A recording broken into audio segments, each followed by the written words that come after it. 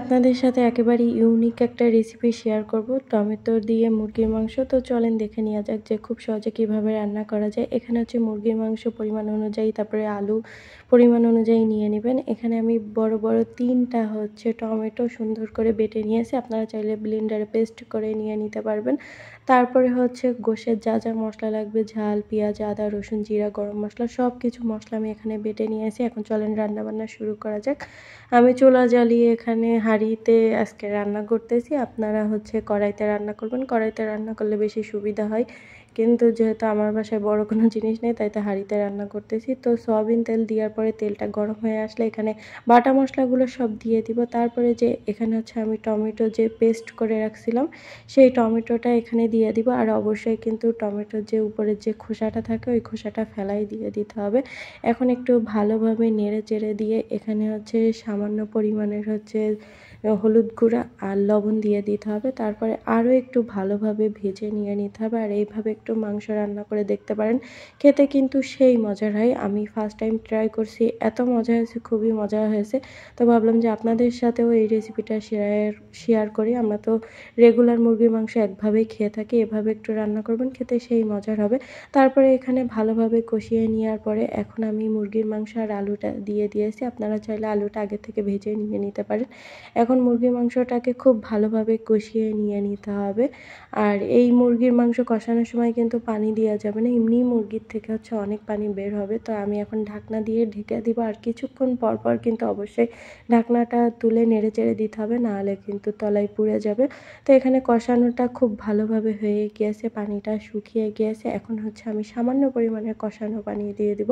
মুরগির মাংস রান্না করতে বেশি সময় লাগে না, এই জন্য কষানো পানিটা আমি সামান্য পরিমাণেরই দিয়ে নিয়েছি। তো এখানে ঢাকনাটা তুলে নিয়েছি, কষানো পানিও শুকিয়ে গিয়েছে। এখন আমি ঝোলের পানি দিয়ে দিব। আপনারা ঝোল যেমন রাখতে চান সেরকম অনুযায়ী হচ্ছে পানি দিয়ে দিবেন, ঝোলের পানি। আজকে আমি মাংসটা একটু কষা কষা করতে চাচ্ছিলাম, তো এখানে ঝোলের পানি দেওয়ার পরে আরও কিছুক্ষণের জন্য ঢাকনা দিয়ে ঢেকে ঢাকনা তুলে নিয়েছি। এই যে দেখেন রান্না কমপ্লিট হয়ে গিয়েছে। এখন আমি একটু ঝোলটা টানিয়ে নিব। আর অবশ্যই কিন্তু নামানোর আগে লবণটা দেখে নেবেন যে লবণটা ঠিকঠাক আছে কিনা। খেতে এত মজা হয়েছিল গাইস, সেই মজা হয়েছিল। আমিও মানে একটু নতুনভাবে একটু মাংস খেতে চাচ্ছিলাম, কারণ ওই একভাবেই তো আমরা বেশি অংশ মাংস খেয়ে থাকি। তো বাসায় আমার হাজব্যান্ড টমেটো আনছিল কালকে, তো ভাবলাম যে টমেটো একটু দিয়ে দেখি। তো খুবই খুবই মজা হয়েছে, একটু টক টক ফ্লেভার লাগতেছিল, খুবই ভালো লাগতেছিল, মনে হচ্ছে যেন মাংস না তরকারি খাচ্ছি। তো আপনারাও বাসায় ট্রাই করবেন। আর দেখতে তো সেই মানে মজার হয়েছিল, মানে দেখতেই ওর লুকটাই অসাধারণ ছিল, খুব সুন্দর লাগতেছিল দেখতে। আমার কাছে খেয়ে এত পরিমাণে ভালো লাগছে, খুবই ভালো লাগছে। মাংসটা একটু মনে করেন হালকা হালকা একটু টক টক লাগতেছিল। যারা টক পছন্দ করেন তারাও কিন্তু এভাবে ট্রাই করতে পারেন। আর টমেটো তো এমনিতেই আমার পছন্দ। তো তারপরে এই যে দেখেন মানে ঝোল একটু বেশি করেই রাখছিলাম, যেহেতু আলু দেওয়া হয়েছিল, আলুর জন্য টেনেও গিয়েছে। এখন আমরা খাওয়া দাওয়া করতে বসে গিয়েছি। তো প্রথমে আমি আমার হাজব্যান্ডকে বলতেছিলাম যে তুমি একটু খেয়ে দেখো যে কেমন হবে খেতে। আমি তো মানে এর আগেও খেয়েছি, কিন্তু এত পরিমাণের টমেটো দিয়ে খাইনি, এমনি হয়তো বা অর্ধেক টমেটো দিয়ে খেয়েছি। আমার কাছে তো বেশ মজাই লাগছে। ও বললো যে না, খুবই মজার হয়েছে, একটু অন্যরকম স্বাদ লাগতেছে।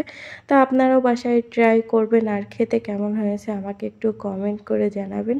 আমরা তো সবসময় মাংস একভাবেই রান্না করে খাই, তো এভাবেও একটু রান্না করে দেখতে পারেন। মোটে না হলে অল্প একটু মাংস নিয়েও ট্রাই করতে পারেন, খেতে সেই মজা হয়েছে গাইস।